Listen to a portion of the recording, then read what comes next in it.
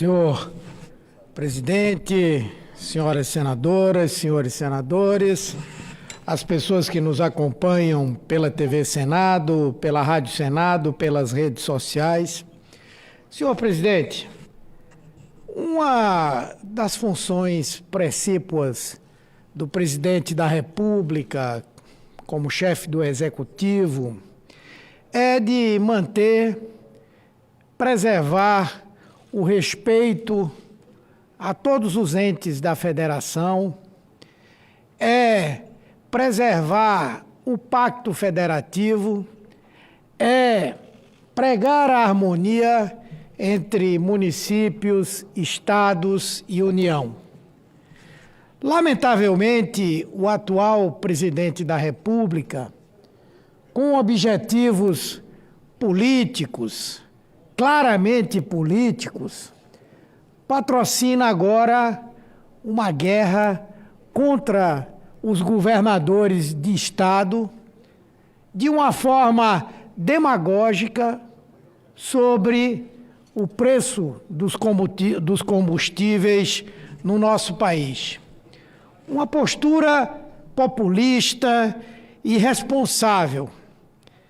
Hoje, inclusive, há uma notícia de que ele está mandando um projeto para o Congresso Nacional para tratar da redução do ICMS de combustíveis para os governadores, para os governos estaduais, para os estados, que, na verdade, é uma iniciativa puramente política, porque ele sabe que o Congresso Nacional não vai aceitar uma irresponsabilidade dessa. E o que o presidente da República quer depois dizer é o seguinte: olha, eu mandei lá para o Congresso, eles rejeitaram. E por que é que essa proposta que ele está formulando e talvez mande para cá na forma de algum projeto, ela é irresponsável?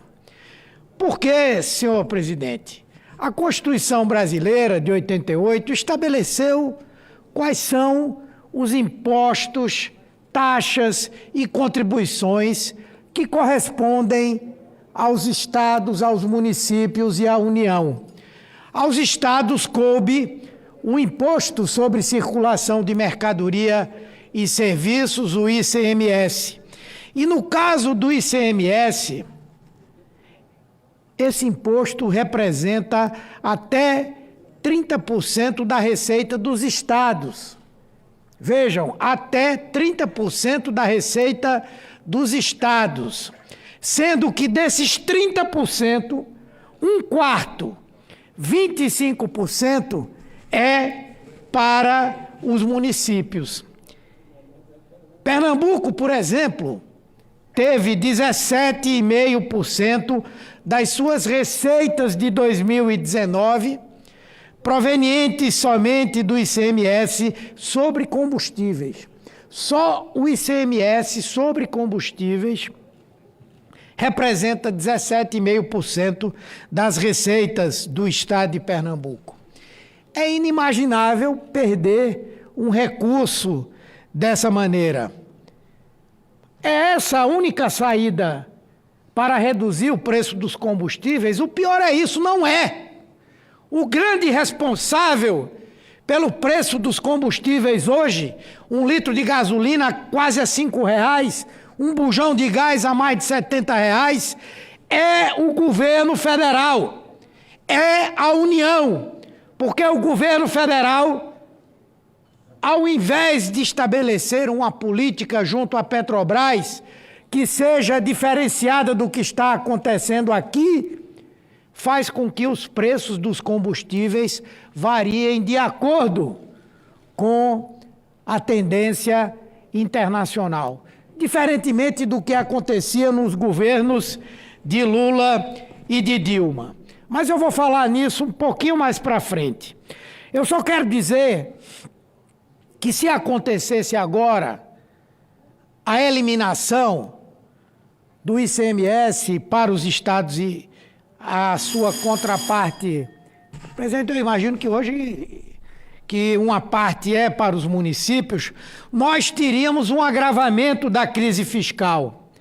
Por exemplo, os estados que são responsáveis por boa parte dos investimentos desse país, com o emagrecimento dos seus orçamentos nos últimos anos, tiveram a redução acentuada da sua capacidade e da realização dos investimentos. O tanto de investimentos de 2019 representaram quase 30% a menos em relação a 2015. 2015. Portanto, os estados brasileiros estariam numa situação dramática se essa decisão demagógica fosse tomada. E é mais, não haveria um comprometimento apenas dos investimentos, mas do pagamento do funcionalismo, do pagamento a fornecedores, dos recursos para a saúde, educação, assistência social, cultura, agricultura. Como pode, tendo a oportunidade de apresentar uma outra proposta, o senhor presidente da República demagogicamente vir com essa proposta? O que acontece no Brasil hoje, quando nós falamos que os estados perdendo ainda mais a sua capacidade de investimento, é que o nosso país vai demorar ainda mais para poder sair dessa encruzilhada histórica, dessa encruzilhada econômica em que está mergulhado. Hoje, por exemplo, o Valor Econômico publicou que 44% da indústria brasileira passa por uma grave recessão. Ou seja, 4 em cada 10 segmentos do setor industrial no Brasil encerraram o ano de 2019 em recessão. Dos 93 subsetores da indústria, 44 enfrentaram queda em 2019, com uma queda no volume de produção de mais de 1%. 11 desses setores ficaram estagnados e só 41% cresceram mais de 1%. Num país em que nós temos o agravamento do desemprego, o agravamento da desigualdade, a volta da fome, um país onde só quem está livre da crise é quem está no andar de cima. Falou aqui a senadora Zenaide, por exemplo, sobre o lucro dos bancos. O Bradesco, por exemplo, lucrou 26 bilhões no ano passado. Comparando com 2018, cresceu 20% o lucro só do Bradesco. E mais, esses lucros, boa parte deles não pagam impostos, porque os dividendos não são taxados e, como tal, no Brasil só quem paga imposto é a classe média e os pobres desse país. E esse governo que aí está aprofundando esse fosso de desigualdade. Hoje já somos, sem medo de errar, o maior país em termos de desigualdade que há no mundo.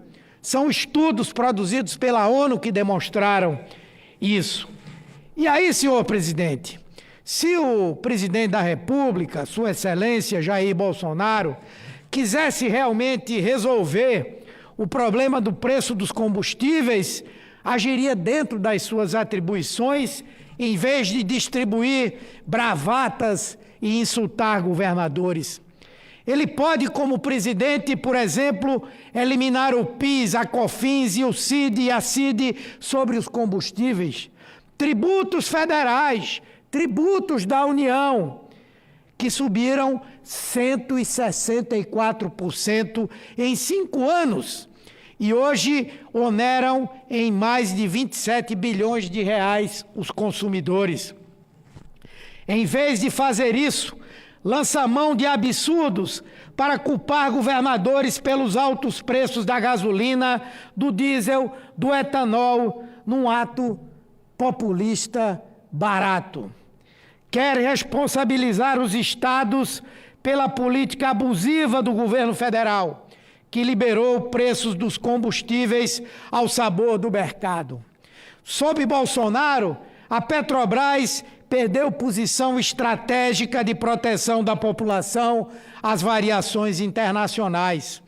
Nas gestões de Lula e Dilma, nós fizemos uma opção decisiva para os brasileiros, evitando o repasse de oscilações ao bolso do consumidor.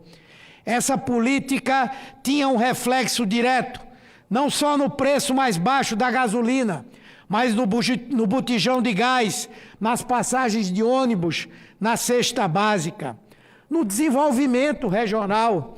No meu estado mesmo de Pernambuco, nós tivemos a Petrobras investindo pesadamente na implantação de uma refinaria que vai ser privatizada, na instituição de 2 estaleiros que eram contratados pela Transpetro para produzir navios e que estão fechados, e a Petrobras agora está comprando navio na China, em Singapura e na Coreia, acabando com mais de 8 mil empregos só no estado de Pernambuco, com a petroquímica, que foi também privatizada. E agora, Bolsonaro, ao contrário do que fizemos, está retalhando a Petrobras e vendendo tudo na Bacia das Almas. Ontem mesmo, o BNDES vendeu ações no valor de 22 bilhões de reais, com alienação das ações da empresa na maior oferta no mercado brasileiro em uma década. Um governo entreguista que tem uma voracidade brutal para tentar se desfazer do controle da empresa. Essa decisão de ontem retraiu de 13,6% para 8% a participação do BNDES na Petrobras. É um claro projeto de desnacionalização da joia da coroa da nossa soberania, promovida por um governo de caráter entreguista. O Brasil está à venda e, como disse o senhor Diniz, do grupo Pão de Açúcar, está barato. Está à venda e o Brasil está muito barato. E em breve, certamente, não nos restará mais nada com que possamos defender os interesses nacionais e da nossa população. Portanto, que o senhor presidente da República, ao invés de fazer demagogia e ao invés de incitar conflitos, que ele cumpra o seu papel, que ele determine a Petrobras que faça uma política que não tenha unicamente a preocupação com os seus acionistas, mas que tenha uma preocupação com o país, porque ela é uma empresa estatal, ela é uma empresa brasileira. Muito obrigado, senhor presidente. Senador Humberto Costa, de Pernambuco.